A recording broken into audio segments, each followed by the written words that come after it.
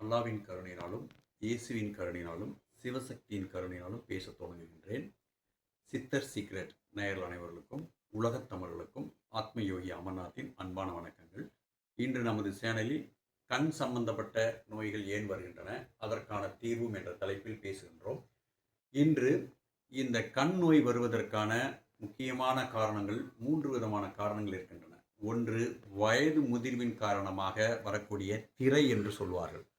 அந்த திரையை கேட்ராக்ட் என்று சொல்வார்கள். அந்த திரையை கரைக்கக்கூடிய மருந்தை நாம் அறிமுகப்படுத்தியிருக்கிறோம். இதை அகத்தியர் கண்டுபிடித்திருக்கிறார். அகத்தியர் நயன விதி 500 என்ற நூலில் இது தெளிவாக சொல்லப்பட்டிருக்கிறது.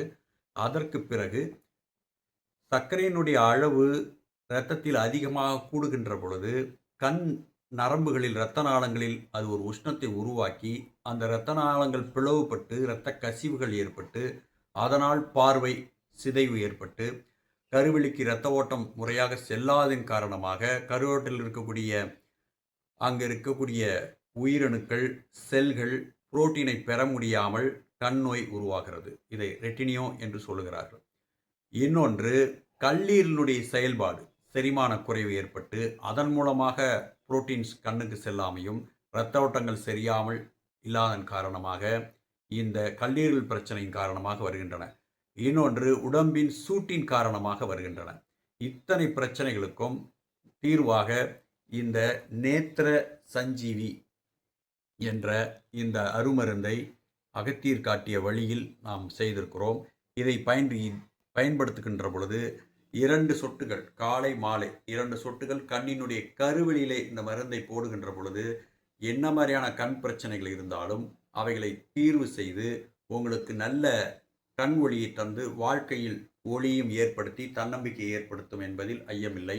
அதனால் இந்த மருந்து வேண்டும் என்பவர்கள் ஸ்க்ரீனில் தெரியக்கூடிய நம்பருக்கு ஃபோன் செய்து பயன்பெற்று அனைவரும் கண்வொளி பெற்று வாழ வேண்டும் என்று சொல்லி சர்வமங்கள மாங்கல்யே சிவே சர்வார்த்த சாதகே சரண்யே திரியம்பகை தேவி நாராயணி நமஸ்துதே. வணக்கம், நான் சாய்ராம், கோவை. எனக்கு கண்களில் கேட்ராக்ட் இருந்ததால் பார்வை தெரியாமல் இருந்தது. நான் யூடியூப் பார்த்து கொண்டு வருகின்ற பொழுது யோகம் சேனலில் கொல்லிமலையில் இருக்கும் சித்த வைத்தியர் டாக்டர் அமர்நாத் அவர்கள் இதற்கு கண் சம்பந்தப்பட்ட அனைத்து குறைபாடுகளும் நீங்க கண் சொட்டு மருந்து உள்ளதாக தெரிவித்திருந்தார். அதன்படி அவரை நான் தொலைபேசியில் தொடர்பு கொண்டு அடுத்த நாளே அந்த கண் சொட்டு மருந்தை பெற்று பயன்படுத்தினேன். ஒரே நாளிலேயே கண்களில் உள்ள அனைத்து சிறு தூசிகள் அனைத்தும் அவர் வீடியோ சேனலில் அறிவித்தது போல் அனைத்தும் வெளிவந்துவிட்டது. தற்போது அந்த கேட்ராக்டும் கரைந்து நீங்கி பார்வை தற்போது தெளிவாக தெரிகிறது. டாக்டர் அமர்நாத் அவர்களுக்கு என்னுடைய மனமார்ந்த நன்றி. வணக்கம். யோகா சாலையை நான் பார்த்து கொண்டிருந்தேன். அப்போ என் கண் பார்வை சரியாக தெரியாதால் அது அமர்நாத் டாக்டரை ஃபோன் நம்பரில் பேசினேன். அவர் உடனடியாக கண் மருந்தை மறுநாளே அனுப்புகிறாங்க. இப்போ அந்த மருந்தை நான் யூஸ் பண்ணி 30 நாள் ஆகுது. எனக்கு பார்வை நன்றாக தெரியுது. அந்த ஐயாவுக்கு ரொம்ப நன்றி. உங்கள் யோகதண்டம் பொன் பார்த்தசாரதி, வடபழனி, சென்னை. இப்போது நான் தமிழ்நாடு ஈரோடு மாவட்டம் கொல்லம்பாளையம் அருகில் உள்ள மூலக்கவுண்டபாளையம் என்ற இடத்துல இருக்கிறேன். இங்கே காமாட்சி சித்த வைத்தியம் நிறுவனர் சித்த வைத்தியர் ஐயா ஆத்மயோகி அமர்நாத் அவர்களோட இருக்கிறேன். இவரை நான் ஏன் தேடிக்கிட்டு வந்தேன் அப்படின்னா, 2017 எனக்கு கண்ணில் கண்புரை வந்தது. அப்போ அதுக்கு முன்னாடி சென்னை தாம்பரம் இந்து மருத்துவமனையோட இணைந்து கிராம பகுதிகளுக்கு இலவசமாக அந்த சமூக சேவை செய்யணும் அப்படின்ற நோக்கத்தில் அந்த கண் மருத்துவ முகாம்களை நிறைய நடத்தி கொடுத்துருக்கேன். ஒரு 15-20க்கு மேலே அது சேவையாக தான் அந்த மருத்துவமனையோட இணைஞ்சு மக்களுக்காக செஞ்சுருக்கேன் கிராமமாக. அப்போ நான் நினச்சது நமக்கெல்லாம் வராது கண்புரை அப்படின்னு இருக்கும்போது 2017 கிட்ட அந்த கண்புரை லேசாக வந்தது. அப்போ கூட நான் உடம்புல சூடு ஏறிச்சு, அதெல்லாம் இப்படி இருக்குது அப்படின்னு நினச்சிட்டு இருந்தேன். அப்புறம் ஒரு சந்தேகத்தில் எழும்பூர் அரசு கண் மருத்துவமனையில் சோதனை செய்யும் போது அவங்க கண் புரை இருக்குது, ஆப்ரேஷன் பண்ணணுன்னாங்க. எனக்கு அதில் அறுவை சிகிச்சையில் ஈடுபாடு விருப்பம் இல்லாதனால நான் நிறைய சொட்டு மருந்துகள் கடையில் விற்கிறது அங்கங்கன்னெல்லாம் பார்த்து வாங்கிட்டு இருந்தேன். எதுவுமே எனக்கு சரிப்படலை. அந்த சூழ்நிலையில் கோயம்புத்தூரில் சித்த மருத்துவர் ஐயா கனகலிங்கன்னு ஒருத்தர் இருக்கார். அவர் எனக்கு தெரியாது. ஆனால் கோயம்புத்தூரில் சாய் வெங்கடேஷ்னு ஒரு அன்பர் வந்து என்கிட்ட தியானம் கற்றுக்க வந்தார். அவர் வந்து அந்த சித்த மருத்துவத்தை சொல்லி ஒரு மருந்து வாங்கி கொடுத்தாரு. அது வந்து வெண்ணெயில் செய்யக்கூடிய மயிலிறகு மருந்துன்னு சொல்லுவாங்க. அந்த மருந்தை 10 நாள் தான் கண்ணில் போடணும். அது போட்டாக்கா அந்த கண் புரை சரியாக போகும்னு சொன்னதுனால நான் நம்பிக்கை இல்லாமல் வாங்கி போட்டேன். உண்மையிலே 10 நாளில் கண் புரை எனக்கு சரியாக போயிடுச்சு. அதுக்கு பிறகு அதே எக்மூர் அரசு கண் மருத்துவத்தில் போய் சோதனை செய்யும் போது உங்களுக்கு கண் புரையெல்லாம் ஒன்றும் இல்லை, நீங்கள் வந்து கண்ணாடி போடுங்கன்னு எழுதி கொடுத்தாங்க. இரண்டுக்கும் உரிய அந்த மருத்துவ சீட்டில் நான் இன்னமும் வச்சுருக்கிறேன். இதுக்கு பிறகு எனக்கு கண் நல்லா தெரிஞ்சுக்கிட்டதுனால நான் அதை பற்றி பொருட்படுத்தலை. இப்போ கொஞ்ச நாள் ஆகும்போது கிட்டத்தட்ட 9 ஆண்டுகளுக்கு பிறகு லேசாக கண் புரையாக இருக்குது. நான் போய் இப்போது கொஞ்சம் பரிசோதனை செய்யும்போது கண் புரை இருக்குன்னாங்க. இதுக்கிடையில் நம்ம நண்பர் எனக்கு கோயம்புத்தூர்லேருந்து இந்த மருந்தை வாங்கி கொடுத்தார் இல்லையா, சாய் வெங்கடேஷ்னு, அவர் வந்து வேறு ஒரு யோகம்ன்ற ஒரு யூடியூப் சேனலை பார்த்து இங்கே நம்ம ஐயா ஆத்மயோகி அமர்நாத் அவர்களை தொடர்பு கொண்டு அவருடைய கண் மருந்தை வாங்கி அவர் மீண்டும் அவருக்காக போட்டிருக்கார். அப்போ அவருடைய கண்ணுலேருந்து நிறைய மண் அழுக்குங்கள்லாம் வந்திருக்கு. இதில் நல்லா கவனிக்கணும். நிறைய இடங்களில் வந்து கண்ணில் மண் எடுக்கிறேன்னு சொல்லி நிறைய பண்ணுறாங்க. அது சரியாக தப்பான்னு எல்லாம் தெரியாது.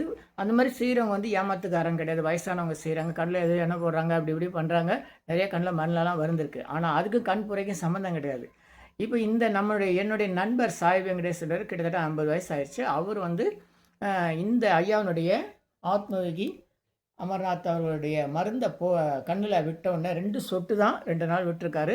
கிட்டத்தட்ட 20 நாளுக்கு அப்புறம் அவருக்கு கண்ணில் சதை வளர்ந்து அந்த கண்ணே தெரியாமல் தடுமாறிக்கிட்டு இருக்கும்போது இப்போ நல்லா நடக்க ஆரம்பிச்சு நல்லா தெரியுதுன்னு சொல்லி எனக்கு சாட்சின்னு சொல்லி என்னை வந்து அந்த மருந்தை வாங்கி நீங்களும் போட்டு பாருங்கள் அப்படின்னாரு. அதனால் வந்து நான் இப்போ ஐயாவை தேடிட்டு வந்து இது உண்மையாக எந்த அளவுக்கு சரியாக இருக்குது அப்படின்னு நம்ம ஐயாவை பார்க்கணுன்ற ஒரு ஆர்வத்தில் வந்து நேரில் வந்து ஐயாவை சந்தித்தேன். அப்படி சந்தித்ததுனால நிறைய விஷயங்களை வந்து உங்களோட பகிர்ந்து கொள்ள முடியுது. கண் புரைக்கு மட்டும் இல்லை, அவர் வந்து பக்கவாதம், இதய நோய், சிறுநீரக செயலிழப்பு, அப்புறம் கல்லீரல் பாதிப்பு, பெண்களுக்கான பிரச்சனைகள், அப்புறம் ஆண்களுக்கான பிரச்சனைகள், எல்லா நோய்களுக்கும் அவர் மருந்து கொடுக்குறாரு. இந்த மருந்துகளுடைய தன்மையை பற்றி எனக்கு தெரியாது. இருந்தாலும் இப்போதைக்கு நாம் வந்து கண்புரைக்கு வந்து இன்னொரு அம்மாவும் வந்து அது சாட்சியம் சொல்லியிருக்காங்க.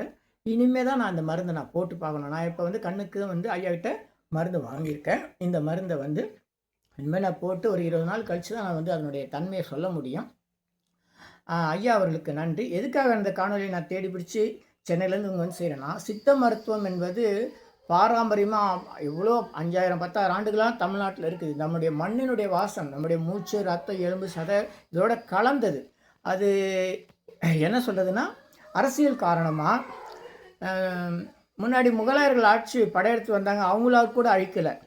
கிறிஸ்தவர்கள் வந்து படையெடுத்து வந்தாங்க, அவங்க கூட இந்த மருத்துவத்தை அழிக்கலை.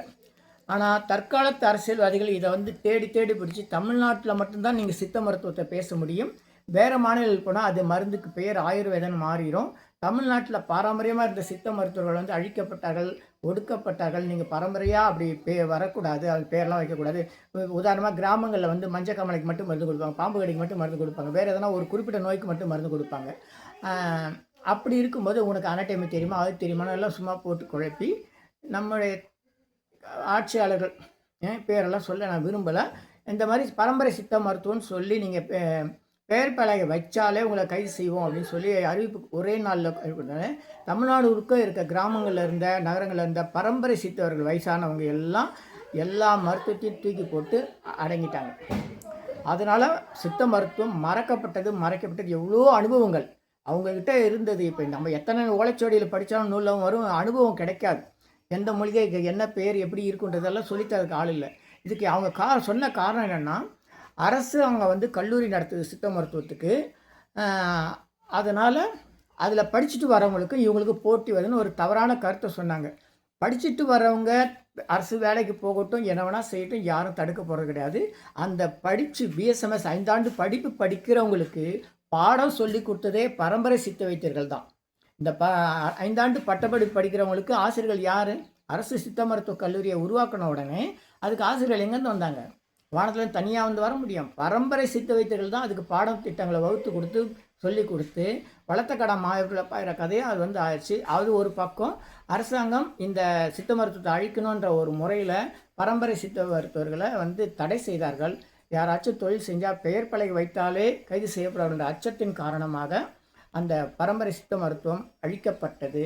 இதை கொஞ்சம் புரிஞ்சுக்கணும். இது போலி மருத்துவர்களுக்குரியது கிடையாது. இதே இந்தியாவின் பிற பகுதிகளில் ஆயுர்வேதம் இருக்குது. தமிழுக்கும் சமஸ்கிருதத்துக்கும் தான் மொழி தான் வித்தியாசம். தமிழில் சொன்னால் சித்த மருத்துவம், அது தமிழ்நாட்டில் மட்டும்தான் நீங்கள் பேச முடியும். அந்த மருத்துவத்தை சமஸ்கிருதத்தில் சொன்னால் அது ஆயுர்வேதம். அவ்வளோதான். ஆயுர்வேதத்தை பரம்பரையாக வந்து இந்தியா முழுக்க எங்கே வேணால் நான் பரம்பரை சித்த ஆயுர்வேத வைத்தியன்னு சொல்லி பதிவு செய்து கொண்டு நீங்கள் தமிழ்நாட்டில் வந்து தொழில் நடத்தலாம். ஆனால் அப்படி செய்யும் போது நீங்கள் உங்களுக்கு வந்து யாரும் கைது செய்ய மாட்டாங்க, நடவடிக்கை எடுக்க மாட்டாங்க. RMP இந்தியா முழுக்க நீங்கள் பதிவு பண்ணிட்டு வரலாம். ஆனால் இந்த ஊர்லேயே பிறந்த இந்த ஊர்லேயே வாழ்ந்த தமிழ் குடிமகன் சித்த வைத்தியன்னு சொல்லி ஒரு தொழில் செய்தால் உடனடியாக அவங்கள வந்து கைது செஞ்சிருவாங்க. நீ போலி வைத்தியன்றுவாங்க. என்ன இந்த சூழ்நிலையிலையும் வந்து கொரோனா நேரத்தில் பல்வேறு சித்த வைத்தியர்கள் கடுமையாக முயற்சி பண்ணி நம்ம சித்த வைத்தியத்தை மீட்டெடுத்தார்கள். எவ்வளோ நோயாளிகளை காப்பாற்றினாங்க. இந்த வரலாறுலாம் உங்களுக்கு தெரியும். இன்னமும் எத்தனையோ பேர் வந்து தெளிவாக செயல்படுறாங்க. அதனால் இந்த மாதிரி சித்த வைத்தியர்களுக்கு நம்மால் முடிஞ்ச ஊக்கமும் வழிமுறையும் செஞ்சு கொடுக்கணுன்ற எண்ணமும் என்னுடைய தேவைக்காகவும் நான் இங்கே வந்திருக்கிறேன். எனக்கு வந்து முக்கியமாக இந்த யோகதண்டம் தவம் என்னை பற்றி உங்களுக்கு எல்லாருக்கும் தெரியும். நான் மருத்துவத்தை அதிகமாக பின்பற்றது கிடையாது. மாமருந்துன்ற முறையில் இறைவனுடைய அருளால் நம்ம தொட்டால் குணமாகும், பார்த்தா குணமாகும், நேரலை பிரார்த்தனை பண்ணால் குணமாகுன்ற நிலையில் தான் இருக்கிறோம். ரொம்ப தேவைப்படுறவங்களுக்கு எனக்கு கையில் எது தொட்டு கொடுக்கணும் அதான் மருந்து. அதை பற்றி நான் எந்த மூலிகையை பற்றி நான் கவலைப்படுறது கிடையாது. எனக்கு மூலிகைகள் பேரும் தெரியாது, மூலிகையை பற்றி நான் தேடிட்டு போகிறதும் கிடையாது. எனக்கு தேவைன்னா அது வந்துடும். யாருக்குன்னா ஒரு நோயாளிக்கு கொடுக்கணும், அது எப்படியோ ஒன்று வரும். இல்லை நான் எதை தொட்டு கொடுக்கணும் அந்த இதை வந்து நான் வந்து சித்தரோட அருளால் செய்கிறதானே தவிர நான் மூலிகையை தேடி. ஆனால் மூலிகைன்றது ஒரு கலை. காடு மேடு கண்ணுக்கு முன்னாடி பார்க்குற நம்ம தினம் சாப்பிட்ற கருவேப்பிலேருந்து கொத்தமல்லிலேருந்து எல்லாமே மூலிகை தான். அதை வந்து முறையாக பயன்படுத்தணும். அதை வந்து அரசாங்கம் இப்போது கொஞ்சம் எச்சரிக்கையாக வந்து அது நிறைய ஆதரவு கொடுக்குறாங்க. அங்கங்கே வந்து கொரோனாவுக்கு கூட வந்து நீங்கள் சித்த மருத்துவ பயன்படுத்தலாம் அப்படின்னு நிறைய வழிமுறைகளை வச்சுருக்காங்க. இருந்தாலும் தொழில் செய்து முறைப்படி செய்கிறதுக்கு போலி வைத்தியன்னு தெரிஞ்சு யாராக இருந்தாலும், போலி வைத்தியன் யாருன்னா 8வது 9வது படிச்சுட்டு நான் MPBSன்னு சொல்லி ஏமாத்துறான் பாருங்கள், அவன் தான் போலி வைத்தியன். சித்த வைத்தியத்தை போலி வைத்தியர் வந்தது அவங்க வந்து சித்த வைத்தியம் சொல்லி கொடுத்து அல்லது நோய் கொடுத்து மருந்து கொடுத்து எந்த நோயாலையும் இறந்ததாக ஒரு வரலாறும் கிடையாது. போலி வைத்தியர்களை வந்து 8வது 9வது ஏதோ ஒரு படிச்சுட்டு ஊசி போட தெரிஞ்சு இங்கிலீஷ் மருந்து தெரிஞ்சுன்னு நான் டாக்டர்னு போட்டுட்டு பண்ணுறவங்க எவ்வளோ பேர் இன்னமும் இருக்கிறாங்க. அவங்க பக்கம்லாம் யாரும் போகிறது கிடையாது. அவங்கள வந்து சரியான நடவடிக்கை எடுக்கிறது. அந்த மாதிரி ஆட்களை தாராளமாக நடவடிக்கை எடுங்க. சித்த மருத்துவர்களை வழிமுறைப்படுத்துங்க, நல்ல வழி காமிங்க. உண்மையான சித்த மருத்துவர்களுக்கு ஆதரவு கொடுங்க. உங்களுக்கு எதனா சந்தேகம் இருந்தால் ஐயாவை நீங்கள் அலைபேசியில் கேட்டு உங்களுக்கு என்ன நோயோ என்ன விவரமோ கேட்டு நீங்கள் பயன்பெறுங்க. ஏதாவது தவறு இருந்தால் இல்லை இவர் தப்பு இவரெல்லாம் மருத்துவம் வேறு கிடையாது அப்படின்னா தாராளமாக குறிப்பிடுங்க. ஏன்னா இது வந்து நேர்மையும் உண்மையும் இருக்கிறதுனால தான் நான் வந்து இங்கே வந்திருக்கிறேன். அதை வந்து நம்ம சொல்லலாம். இது வந்து ப்ரொமோட்டுன்னு சொல்லுவாங்க ஆங்கிலத்தில். அதாவது இவரை வந்து நான் வந்து விளம்பரப்படுத்துறதுக்காக நான் இந்த காணொலியை போடலை.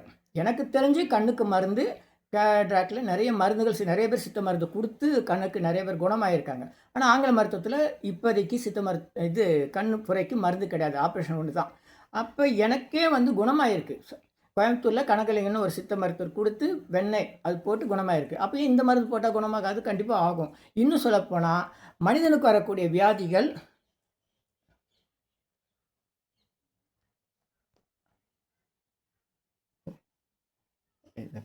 ஓகே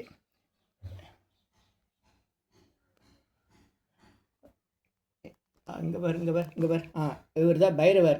இப்போது இந்த பைரவர்ன்றோம் நாயின்றோம். இந்த நாய்க்கும் கண்ணுக்கு புற நோய் வரும் தெரியுமா? மாடு வீட்டில் வளர்க்குற மாடுகளுக்கு கண் புரை நோய் வரும். அதுக்கெல்லாம் எந்த ஆப்ரேஷனாக பண்ணுறாங்க எனக்கு தெரியாது. ஒரு வேளை பண்ணுறாங்கன்னு எனக்கு தெரியாது. ஆனால் நம்ம நாட்டு மருந்து கடையில் இளநீர் குழம்புன்னு ஒரு மருந்து கிடைக்கும், எல்லா இடத்துலையும் கிடைக்கும்.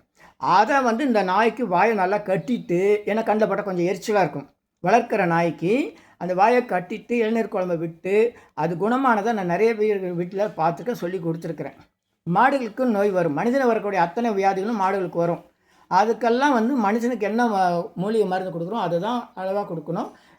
கண் புரைக்கு இளநீர் குழம்பு கொடுத்து நாய்க்கு கொடுத்து நான் நிறைய பார்த்துருக்கேன். மனுஷனுக்கு போட்டு ஆரம்ப நிலையில் இருந்தால் கண்டிப்பாக இளநீர் குழம்பு எல்லா நாட்டு மருந்து கடையில் கிடைக்கும். நிறைய இடங்கள் அந்த இலவச கண்புரைக்கு மருந்துன்னு கொடுக்குறாங்க கேம்ப் மாதிரி நடக்குது. அது இந்த இளநீர் குழம்பு தான்.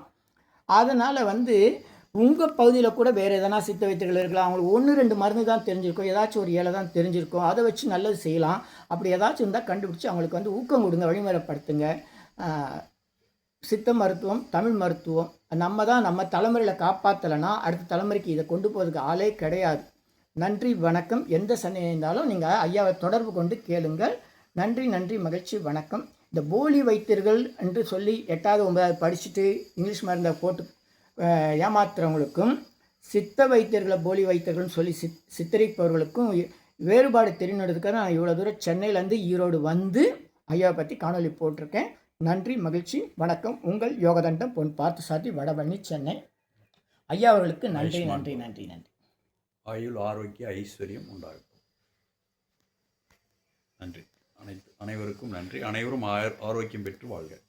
நன்றி, நன்றி.